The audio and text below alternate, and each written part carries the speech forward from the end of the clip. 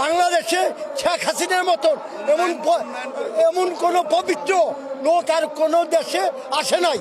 বাংলাদেশের একমাত্র উন্নয়নের জোয়ার আনলে একমাত্র শেখ হাসিনাই আনছে। বিএনপির সাথে নির্বাচনে খেলবো, সত্যিকারের নির্বাচন যদি হয় আওয়ামী লীগের, ওরা তো ভোট রাত্রে রাত্রে ভোট বানায়, আমরা তো ভোট বানাই নাই।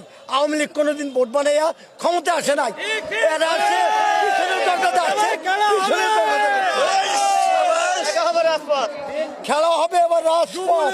যুবলীগ আছে, ছাত্রলীগ আছে, কৃষক লীগ আছে, শ্রমিক লীগ আছে, আওয়ামী লীগ আছে, আওয়ামী লীগের আরো অন্য সংগঠন আছে। বিএনপি তো মার্চেরা পালাইবে না ওই 10 তারিখের পর্দায়।